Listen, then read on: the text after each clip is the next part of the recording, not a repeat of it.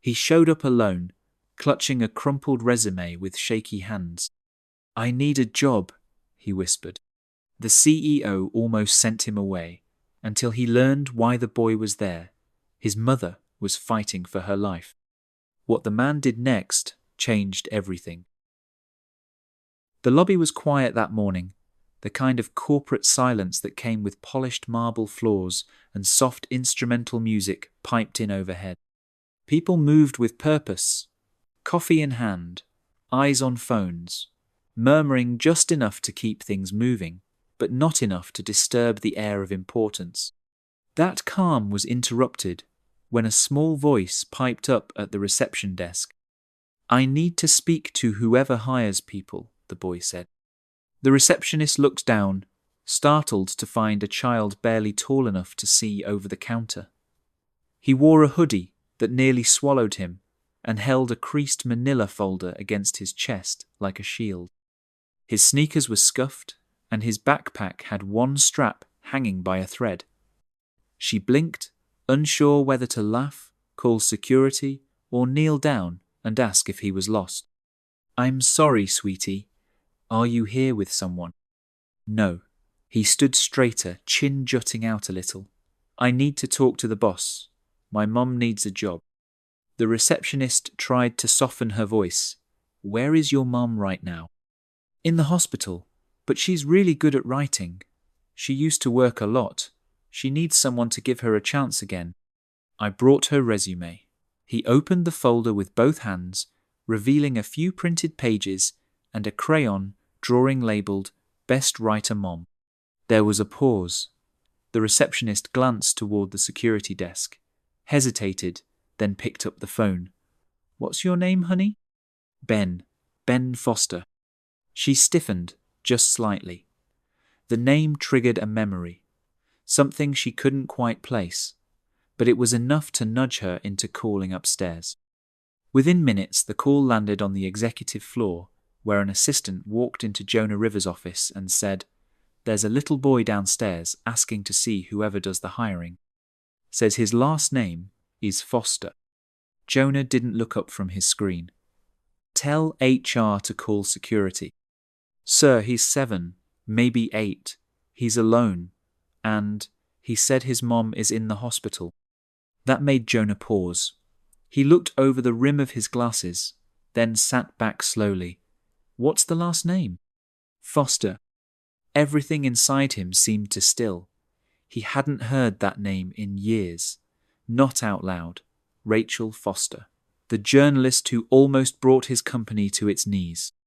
Her report had sparked national coverage, shareholder outrage, and an internal investigation that dragged on for months.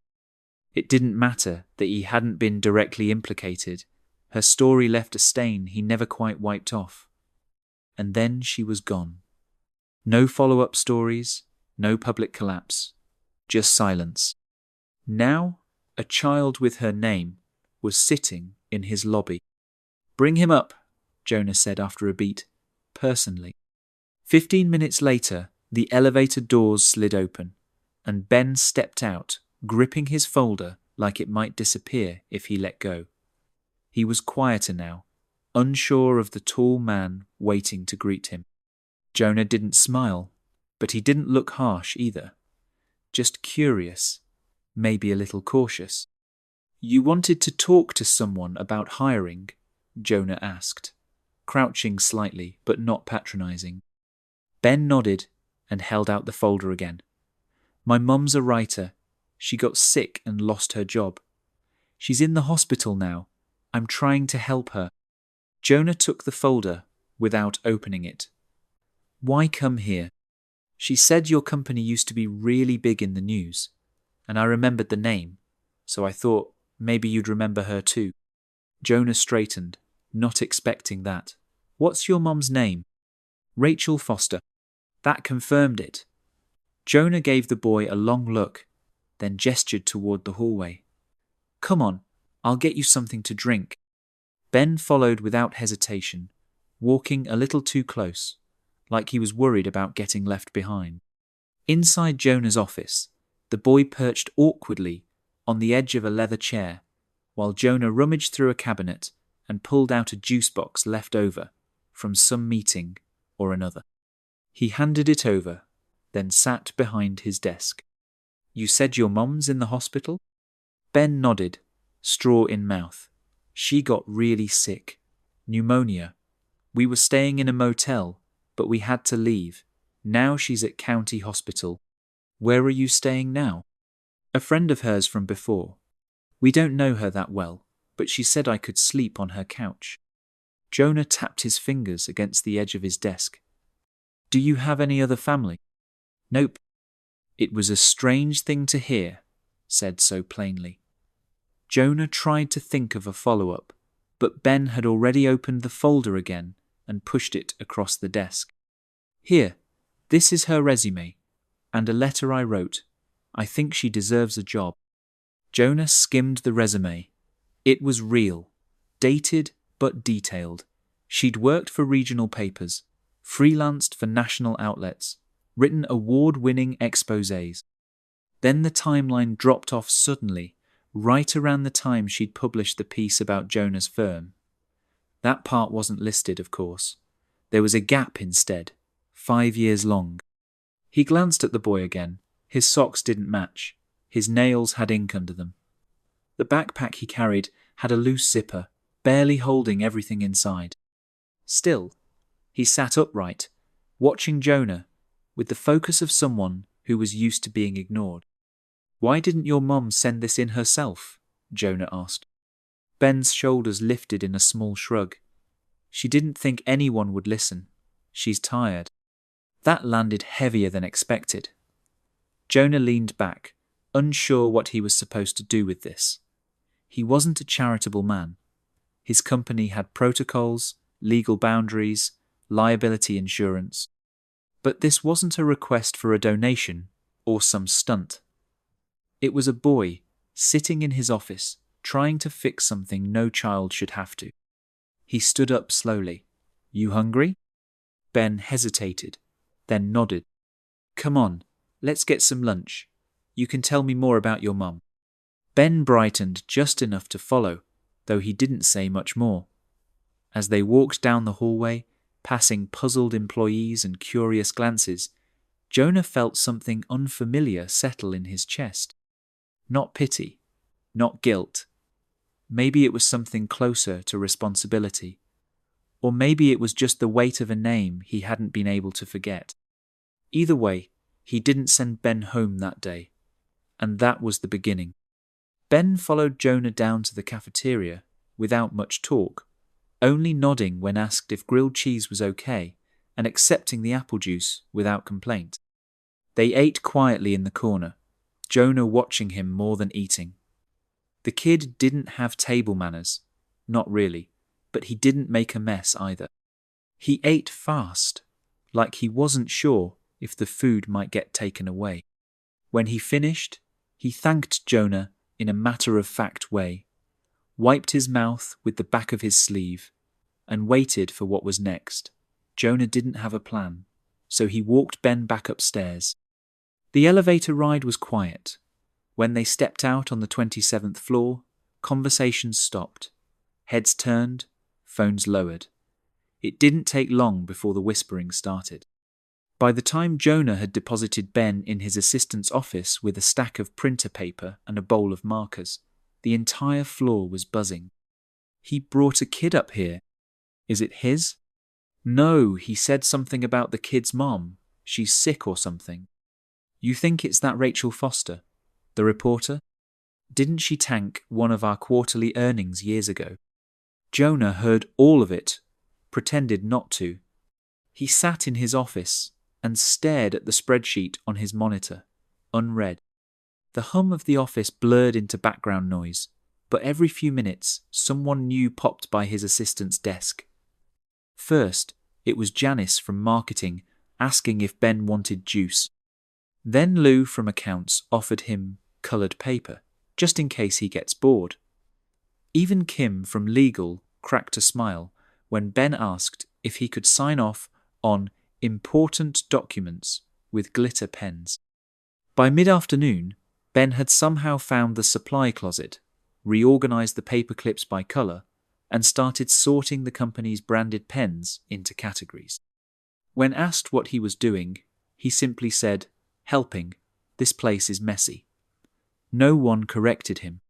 Jonah's assistant, Marta, offered to let Ben shadow her for the rest of the day. She taught him how to run documents to different departments and let him sit quietly during a call with a vendor. He listened carefully, swinging his legs, occasionally raising his hand to ask if she was allowed to say, "Uh-huh," that many times during a business conversation. Jonah checked in once or twice. Ben seemed content, maybe even proud. He had found something to do, something useful. Jonah wasn't sure if that was a good thing or just a reflection of how desperate the boy must have been for structure. When the office started winding down, Jonah opened his laptop and searched Rachel Foster's name. The first few results were what he expected: archived articles, old interviews, the infamous exposé she published about his company's shady lobbying ties. He skimmed the article again, remembering how it felt reading it for the first time. The precision, the tone. She hadn't gone after him personally, but she'd gone after the culture he allowed to thrive. He didn't even deny most of it. That had been the worst part, knowing she was right. But further down the page, he found newer articles. One in particular stood out. It detailed how Rachel had been fired from a major paper a year after her report on his company. She was accused of falsifying sources for a story about another corporation, a defense contractor. The article included damning quotes from editors and anonymous sources, all questioning her integrity. It was ugly, public, and final. After that, she all but vanished from journalism. No follow-up pieces, no response. Jonah opened the article she was accused of fabricating. It had been taken down, but archived copies existed. He read it slowly. It covered questionable bidding practices and internal whistleblower concerns at a company called Hawthorne Systems. Not a household name, but not small either. Jonah recognized it. He'd worked with them years ago. One of the names mentioned in a side note, buried halfway down the piece, jumped out at him.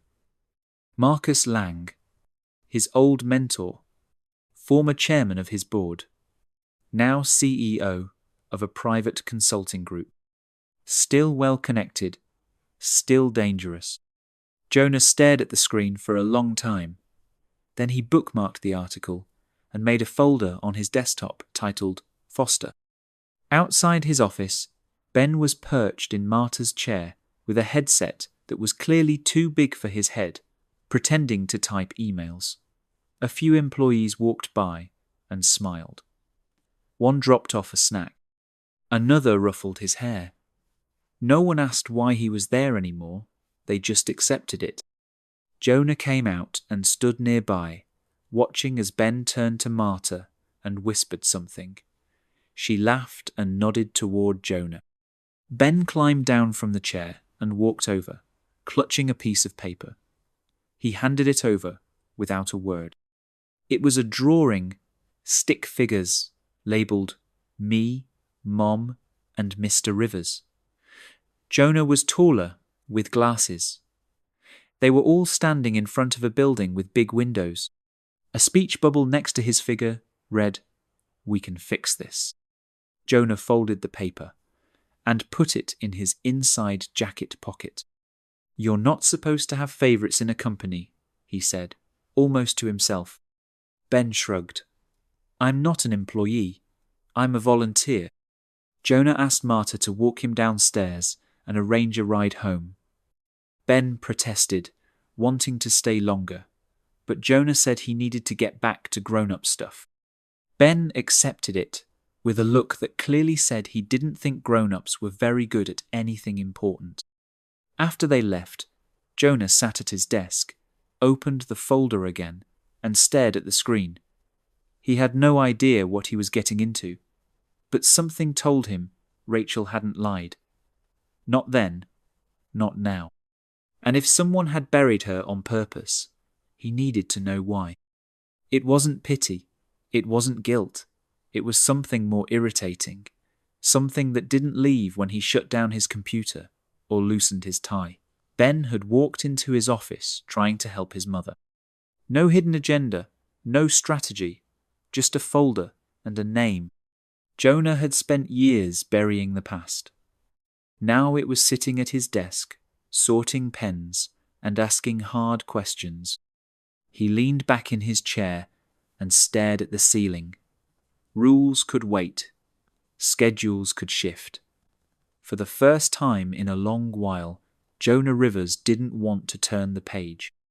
He wanted to go back and reread the last chapter until he understood what he'd missed the first time. The next morning started quietly. Jonah came in early, but Ben was already waiting in Marta's chair with a travel mug of hot chocolate someone from legal had brought him. He looked at home in a way Jonah hadn't expected. That part was becoming dangerous. There was an ease to how the boy had folded himself into the daily rhythm of the office, how he remembered people's names, how he complimented someone's earrings, or pointed out that the break room's fruit bowl was always missing bananas. Small, honest details that made everyone feel a little more human.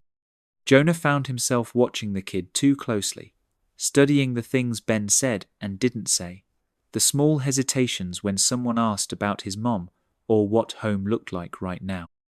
He didn't tell Marta where he was going, just asked for his car and told her to keep Ben busy. She didn't question him. That was one of the reasons she still worked there. Marta knew when to ask and when not to. County Hospital wasn't far, but the drive felt longer than it should have. Jonah parked near the emergency wing and asked for Rachel at the front desk. He didn't give his name.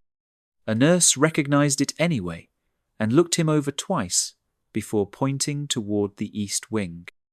Rachel was in a small room with a window facing the neighboring building's concrete wall. She was awake, propped up with too many pillows, wearing a paper-thin gown and a faint scowl. Her hair was pulled back, her skin too pale, and there was something hollow in her shoulders that hadn't been there the last time he saw her, back when she stood on a live broadcast and called his company a machine built to bury truth under profit margins. When she saw him, her mouth tightened. "This better not be about your quarterly earnings," she said. Her voice was dry but sharp.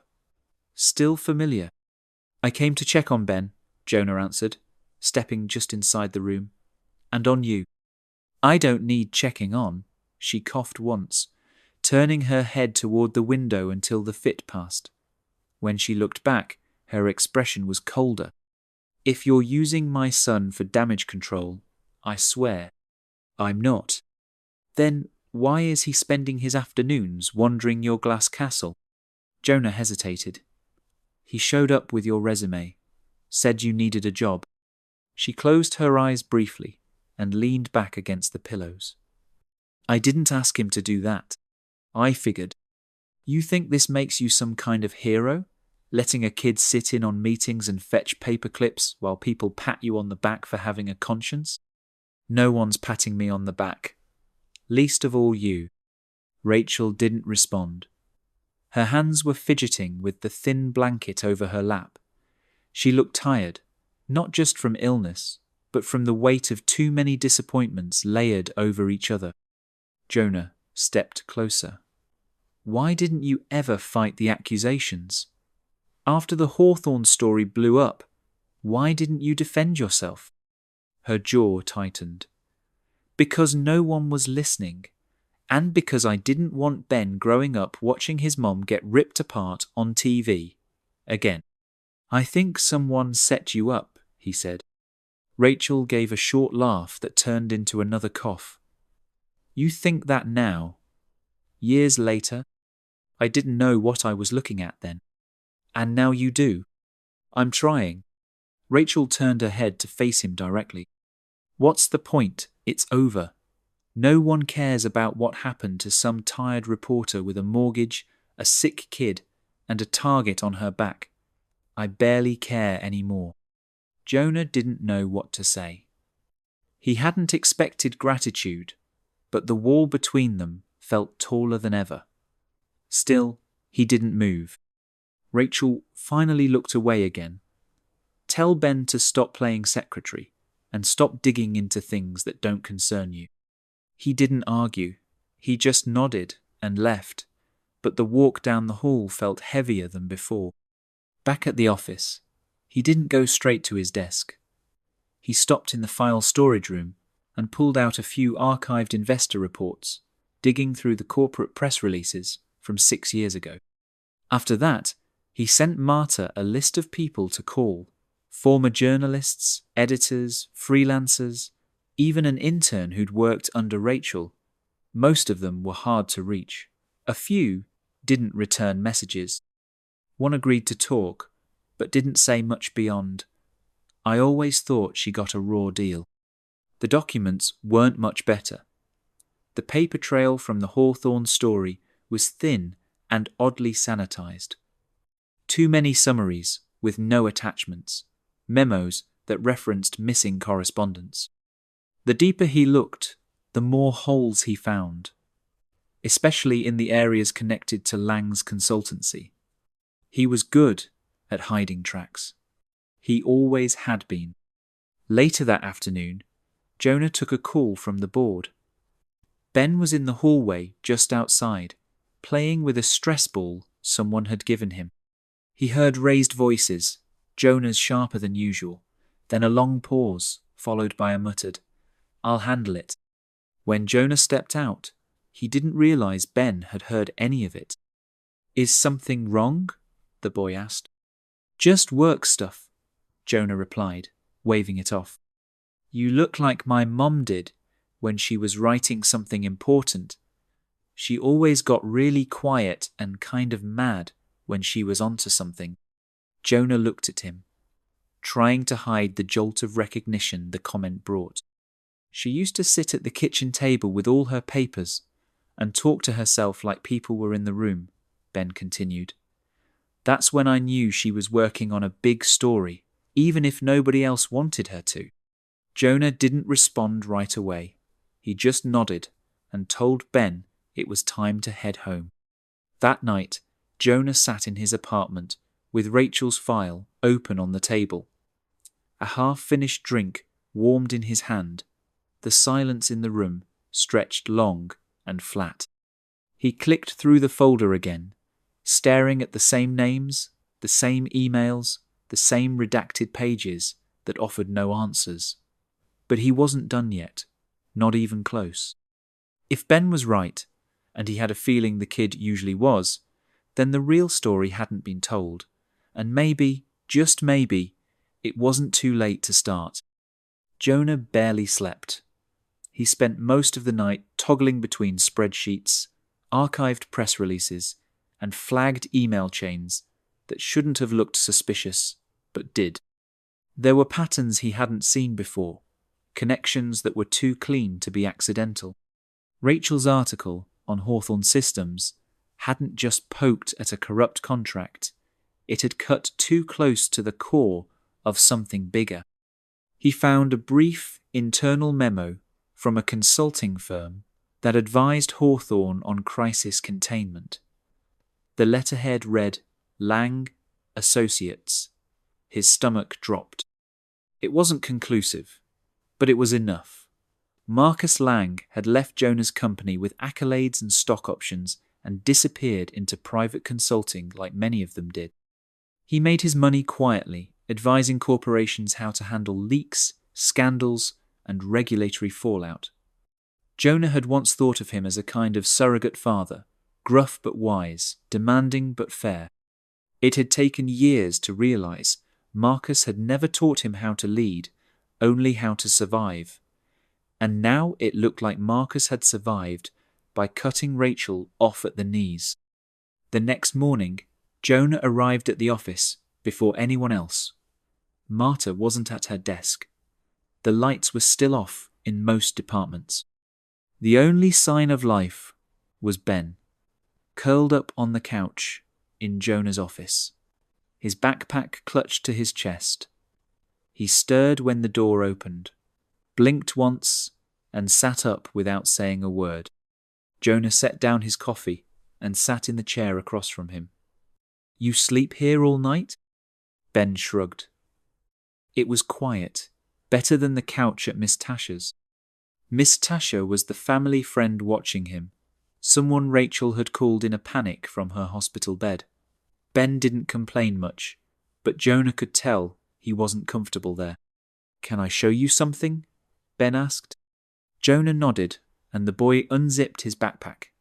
He pulled out a folded article, worn, the edges soft, a few words underlined with pink highlighter. Rachel's name was on the byline. Jonah took it and unfolded the pages carefully. "I found it in her things," Ben said. "She marked it up. That means she was still trying to work on it, right?" Jonah didn't answer immediately. He read through the article again, slower this time. The names, the language, the rhythm of the piece. It was bold but careful, detailed without speculation. It read like someone who'd done their homework and then double-checked it twice. "She told me the truths, like a flashlight in the dark," Ben said quietly. "But if the batteries die, nobody sees what's hiding." Jonah looked at him, really looked at him this time. The kid was tired, not just from sleep, but from carrying too much weight for too long. Jonah had no idea how someone that small had learned to say things that landed like gut punches. "I need you to do me a favor," Jonah said, "and I need you to promise you won't tell anyone, not even your mum." Ben nodded. "I can keep secrets." "I believe you." Jonah got up and opened his laptop. He created a new document and started logging everything he'd found. Links, memos, names, copies of Rachel's article, cross-reference timestamps. Anything that might show Lang had coordinated a takedown of her credibility. He saved everything in a password-protected folder, then backed it up on an external drive he locked in his desk. By the time staff started arriving, Ben had gone back to sorting paperclips into separate coffee mugs and humming to himself. Marta walked in with 2 coffees, looked between them, and said nothing. That afternoon, Jonah pulled Ben into a quiet conference room and closed the door. "What I'm working on, it could get messy. Some people might not like it." "Because they don't want the flashlight turned on?" "Exactly." Ben nodded, like that made perfect sense. Jonah knelt down beside him. "But I want you to know, no matter what happens, this isn't your fault. Your mum didn't do anything wrong, and I believe that now." Ben didn't say anything. He just sat still for a minute, then asked, "Does that mean you're going to help her?" "I'm going to try." Later that evening, after most people had gone home, Jonah stayed in his office with Ben, asleep on the couch again. The boy had curled into himself, using his hoodie as a pillow, his backpack still zipped shut beside him. Jonah looked at the kid and felt a kind of pressure he hadn't expected. It wasn't just guilt. It was something deeper, something heavier. He wasn't just trying to clear a journalist's name anymore. He was trying to make sure this boy didn't grow up thinking the world chewed up people who told the truth and rewarded those who buried it. That mattered more than any boardroom. He turned off his screen and sat there a while, listening to the low hum of the city outside the window. There was still a long road ahead. He had to dig deeper, confront people he hadn't spoken to in years, and possibly destroy what was left of the reputation he'd spent decades building.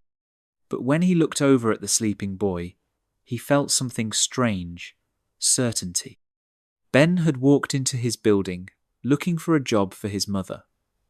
He'd handed Jonah a resume and a hand-drawn picture, and sat in a chair far too big for him without blinking. The least Jonah could do was finish what that moment had started. He turned off the desk lamp and left the room dark except for the faint streetlight glow that filtered in through the windows. As he pulled a blanket from the side cabinet and gently laid it over Ben's shoulders, he didn't think about shareholders or headlines or Marcus Lang. He thought about the boy, and what kind of man Ben might grow up to be, and what kind of man Jonah wanted to be when that day came. Rachel was discharged from the hospital on a rainy Thursday morning. Her coat didn't fit the same after the weight loss, and she moved slowly, one hand gripping Ben's shoulder as they made their way down the hospital steps. The driver Jonah had quietly arranged waited by the curb without a word, opening the door for them and nodding once when Rachel gave him a suspicious glance. She didn't ask who sent him. She knew. She just didn't have the strength to argue about it yet. They arrived at a small second-floor walk-up on the south side, a friend of a friend kind of place, where the heat was inconsistent and the couch doubled as a bed for Ben. Rachel spent the first few days mostly in silence, resting when she could, flipping through old notebooks, staring out the window at nothing in particular. Ben kept his voice down and stayed near her side when she dozed off, but he still disappeared for hours each day, always returning with a snack and some odd story about photocopiers or a new vocabulary word he'd picked up from corporate people. Rachel didn't press him on where he was going. She figured it out on a Monday morning when she answered a call from an unknown number and heard Marta's chipper voice on the other end. "Hi, Miss Foster. Sorry to bother you. Just checking to see if Ben had any food allergies. We're ordering lunch for the office, and he's got his heart set on pad thai." Rachel didn't even respond. She hung up and put on her boots. By the time she arrived at the office, she was out of breath and out of patience. She walked past security like she owned the place, stormed into the elevator, and hit 27 hard enough to jar the button. Her coat was damp, her hands shaking slightly from the climb, and the anger she'd barely had the strength to carry with her. Jonah was in his office when she walked in. The door swung open without a knock, and Ben, who was crouched under Marta's desk, labeling cables with masking tape, froze. Rachel didn't say anything to her son. She simply jerked her head toward the hallway, and he went. She stepped inside, closed the door behind her, and faced Jonah across the room. "You've been using my son to, what? Feel like a decent person again?" Her voice wasn't raised, but it didn't have to be. Jonah stood up, slowly. "I haven't been using him. You've let him run around here like it's a daycare. And now I find out you've been digging into my work, my career. What else are you doing behind my back? I was trying to understand what happened to you." "Why? You didn't care when it happened." "I didn't know the full story then. You didn't want to." Jonah held her stare for a long moment, then opened the file on his desk and slid it across to her. "Read it." Rachel didn't move. "I'm not guessing anymore," he said. "Marcus Lang's name is all over the consulting memos tied to Hawthorne. The timeline lines up with when your article dropped. He was advising their board while feeding information to press contacts who were leaking stories about your credibility. There's a paper trail." She stepped forward reluctantly, flipping through the pages. Her expression didn't change, but her hands slowed. She stopped at an email thread, one she hadn't seen before, and reread it twice. "I thought I'd imagined half of this," she said finally. "When everything started falling apart, people stopped returning my calls, even people who used to trust me. I thought maybe I'd gone too far, chased a source that wasn't solid. I started to believe I'd ruined my own name." "You didn't," Jonah said. "Someone else did." Rachel set the file down and stared at the table. For a long time, neither of them spoke. Then, without looking up, she asked, "Why now?" "Because your kid walked into my building and reminded me what courage looks like." She laughed under her breath, short, almost involuntary. You always were good at dramatic timing. I'm trying to do something useful with it this time. She lifted her head, and for the first time, the fight in her had softened, not gone, but quieter. As she left, they walked to the elevator together. She didn't speak until the doors opened. You should have stood up for me back then, she said. I didn't know how, Jonah answered. But I'm trying now. She stepped in without replying, but when the doors slid shut, her silence didn't feel like punishment. It felt like space, like the beginning of something that hadn't been possible before. That night, Ben curled up beside her, on the couch, while she tried to read a paperback novel that didn't hold her attention. He was quiet for a while, then nudged her arm. He's not so bad, Ben said. You used to like him, right? Rachel didn't answer right away. She set the book down and brushed her fingers through his hair, watching him settle in under the blanket. Maybe I still do, she murmured. Ben was already asleep. She didn't say it for him. She said it because she needed to admit it to herself, because after all the silence, the ruined bylines, the half-closed doors, something was shifting again. Not everything was healed. But something inside her was starting to breathe. The days after Rachel's visit to Jonah's office passed without a word between them. She didn't text, he didn't call, but neither of them let the silence grow stale. It was simply a pause, a space between what had been and what might come next. Ben still showed up most mornings, often with a granola bar in hand and a notebook full of to-do lists he had created for himself. Marta started calling him her unofficial deputy. Jonah let him sit in on planning meetings and occasionally tasked him with completely unnecessary but oddly effective morale boosters. One morning, the entire sales department arrived to find tiny handwritten compliments on post-it notes stuck to their chairs. No one asked where they came from. It was Ben who finally nudged them back together. He handed Rachel a folder at breakfast one morning with a note scrawled across the front. If you and Jonah are going to fix stuff, maybe start here. Inside was a timeline he'd created from memory, dates she had worked late, trips she'd taken to meet sources, names of companies she used to mention when he was doing homework at the kitchen table. There were doodles in the margins, including one of her yelling at a stick-figure man labelled Bad CEO and another of Jonah with big question marks over his head. Rachel shook her head, smiling despite herself, and handed it back. This is creative, she said. Ben shrugged. You always said the truth hides in the little stuff. She brought the folder to Jonah later that afternoon. He didn't say anything when he took it from her hands, just nodded and cleared his schedule for the rest of the day. From then on, they worked side by side. First, it was tentative, silent hours reviewing old emails, cross-checking timelines, reading court transcripts, and archived editorials that referenced the Hawthorne case. Jonah called in favours with a few contacts, some of whom were hesitant to talk. Rachel sent carefully worded emails to ex-colleagues, most of whom took days to respond, if they responded at all. Some were apologetic, a few were defensive, but enough of them admitted they'd felt pressure, subtle at times, overt at others, to distance themselves from Rachel after the story fell apart. The whispers had started early, that she'd fudged quotes, misrepresented source intentions, that she was too emotional, too driven, too biased. Jonah listened to every interview. He took notes. He highlighted patterns. Rachel, meanwhile, grew quieter as the days went on.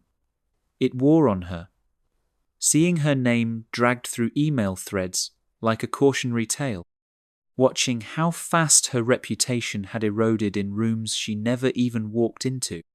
Some nights, she stayed up reading old notebooks, read pen edits scrawled in the margins. Sometimes she cried without warning, and sometimes she didn't sleep at all. Jonah started showing up earlier, with coffee, sometimes food, always a quiet offer to go through the next file together, or give her the morning off if she needed it. He didn't try to cheer her up. He didn't push. He just stayed close enough to catch whatever fell through the cracks. Ben remained the steady presence in between. He insisted they take breaks to play board games in the conference room. He made Jonah download a game app on his phone so they could compete in quiet moments. Once, during a tense afternoon, he dropped into Jonah's lap during a meeting and whispered loudly, "You guys argue like married people. Just saying." Jonah choked on his coffee. Rachel didn't even flinch. They started drafting the statement in pieces.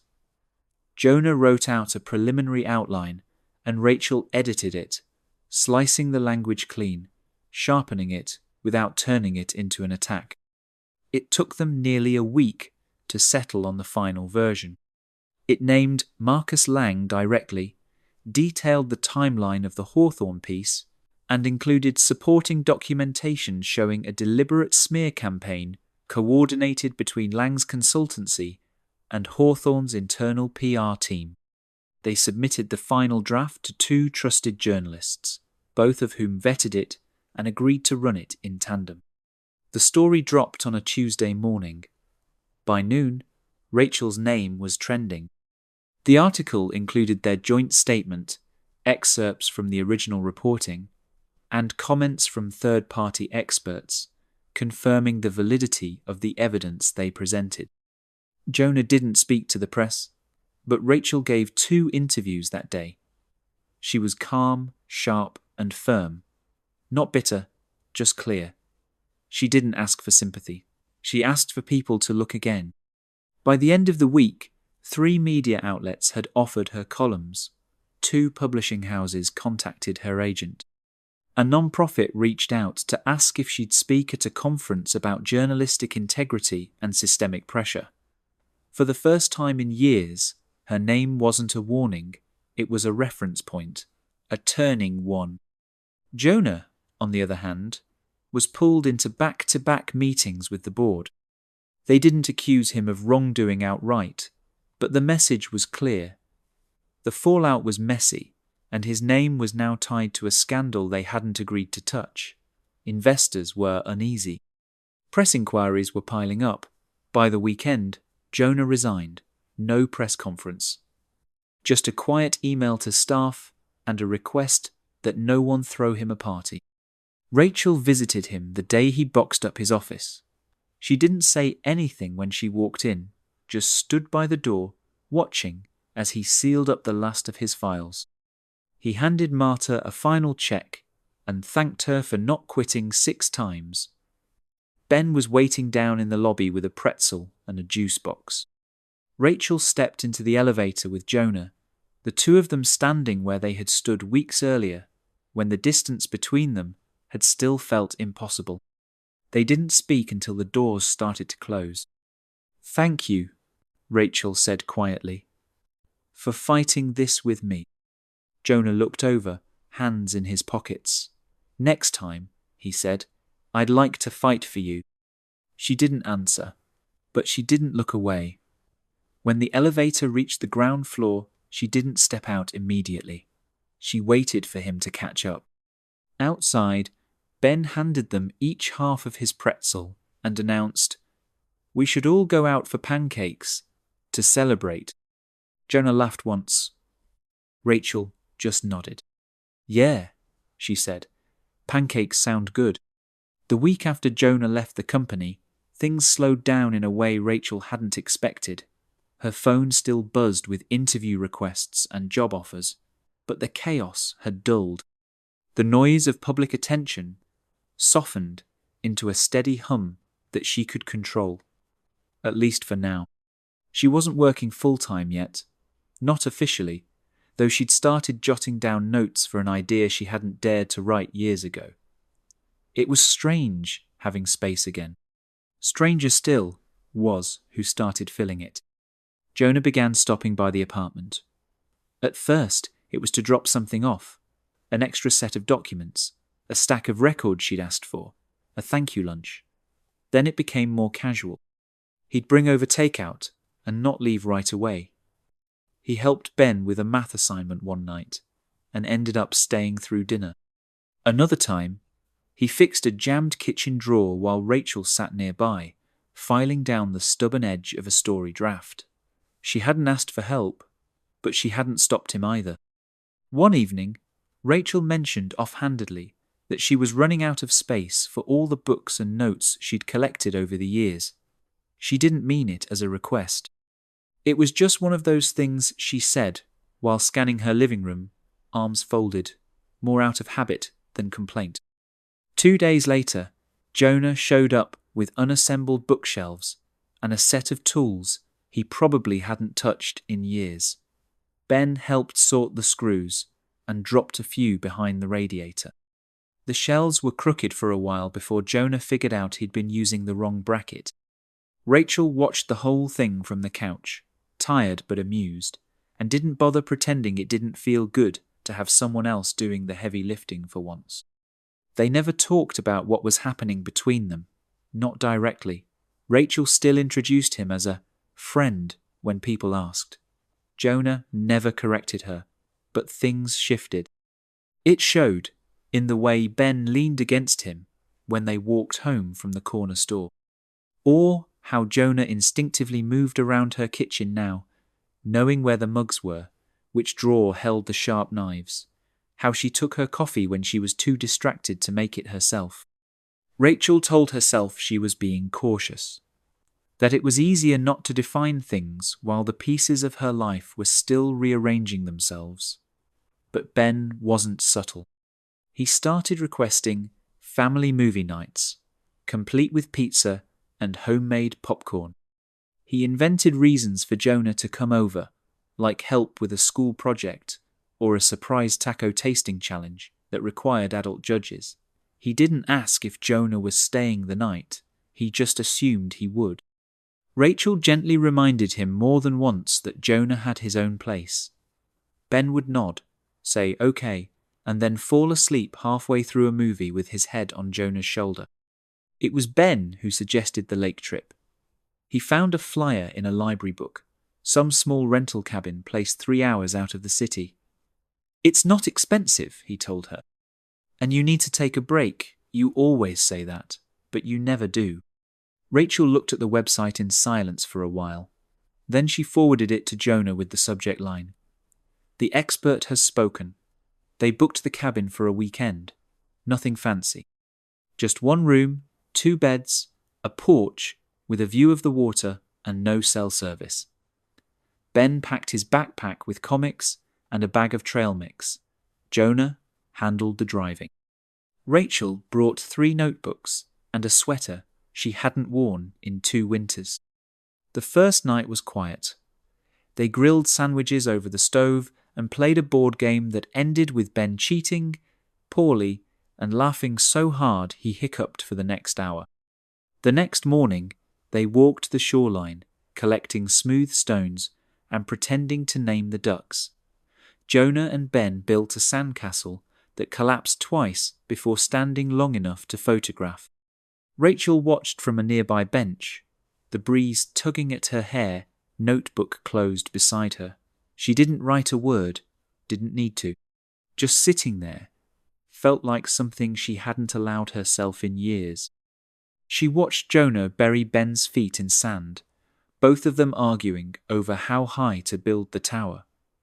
There was something simple in the scene. Not easy.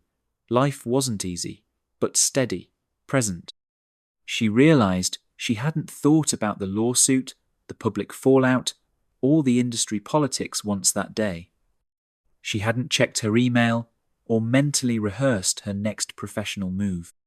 For the first time in what felt like forever, she wasn't surviving, she was just living. That night, after Ben fell asleep with 1 foot sticking out of the blanket and a comic open on his chest, Rachel stepped outside.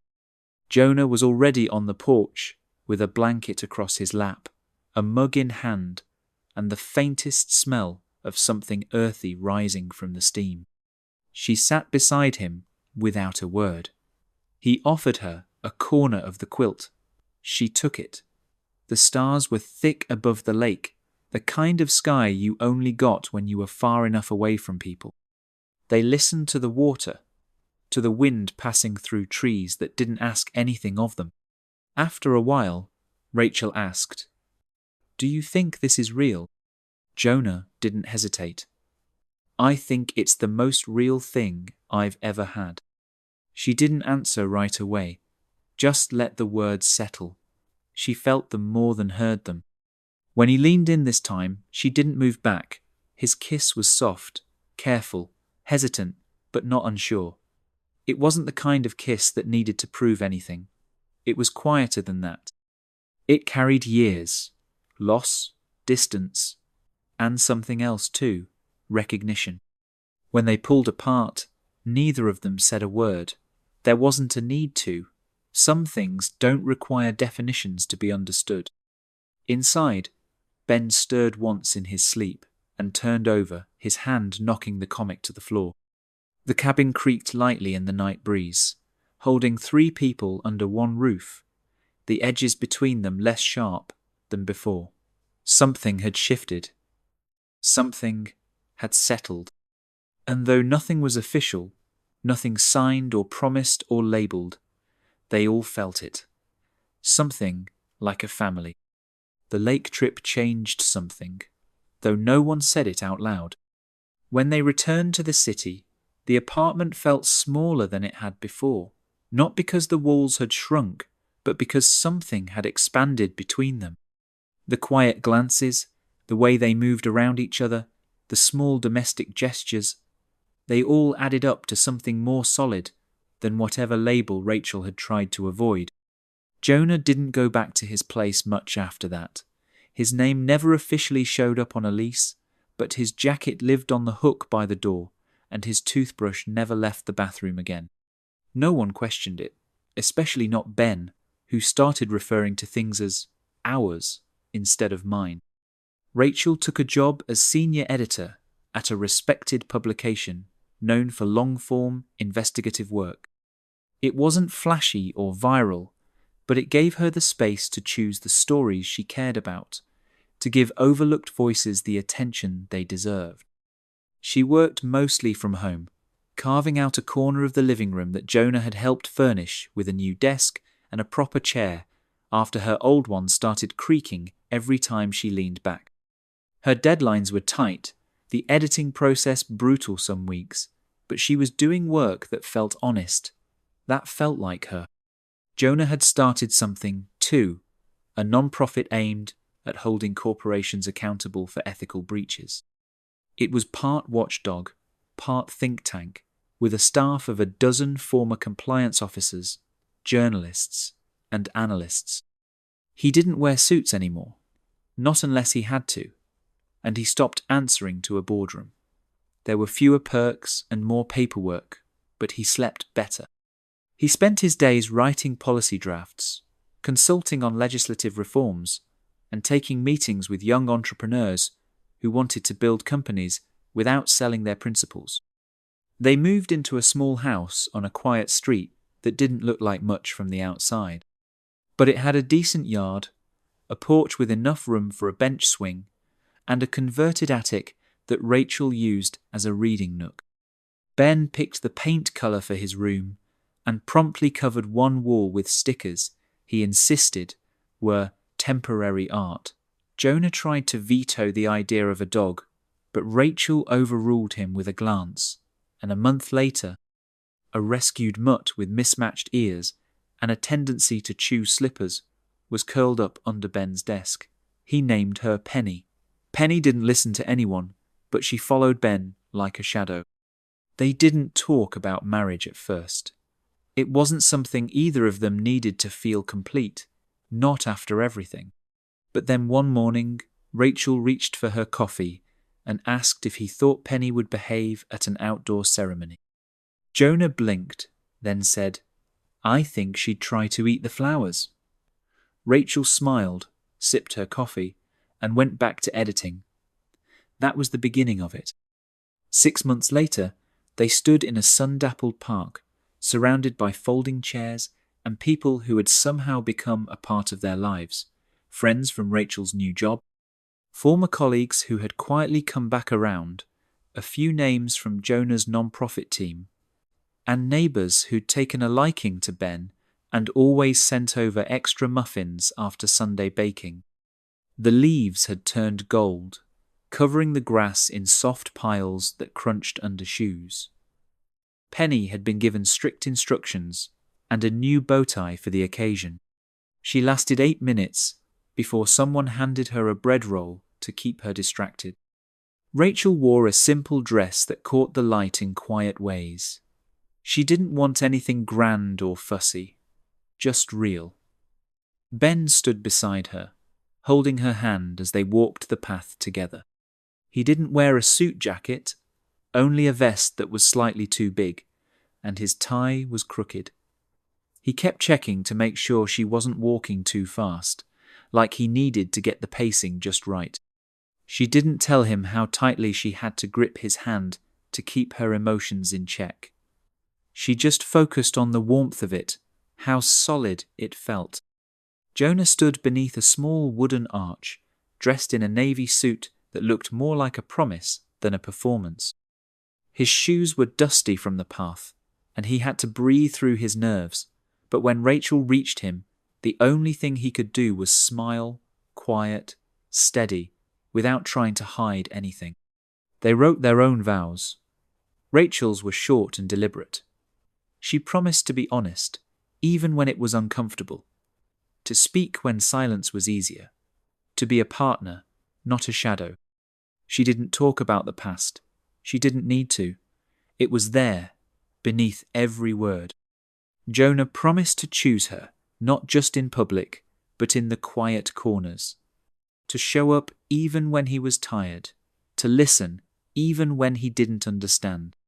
He promised to protect what they were building, not with shields or walls, but with presence. He glanced at Ben when he said that. The boy stood between them, holding a ring box like it was made of glass. When the rings were exchanged, Ben stepped back and grinned.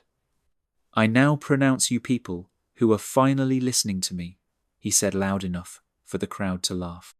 Rachel laughed too, shaking her head as Jonah pulled her in. The kiss wasn't dramatic. It didn't need to be. It was the kind of kiss that felt lived in, earned, over time. The kind that closed a chapter and opened something else entirely. Ben threw flower petals in the air with both hands and shouted, "Finally!" before launching himself into their arms. They didn't stop him, they just held on. As the chairs emptied and the park settled back into its usual rhythm, the three of them walked off the path together, Ben in the middle, one hand in each of theirs. Penny trailed behind, nose to the ground, tail wagging. There was no perfect ending. There were still bills, missed calls, sleepless nights, and unpredictable detours. But they had something better, a life that was theirs. Messy, full, ordinary, and good. Not perfect, not easy, but whole. If this story touched you, don't forget to like the video. It helps the channel more than you know. Want more heartfelt stories like this? Hit subscribe and turn on notifications so you never miss a new upload. I'd love to hear your thoughts in the comments. Let me know how this one made you feel. Thanks for watching, and see you in the next story.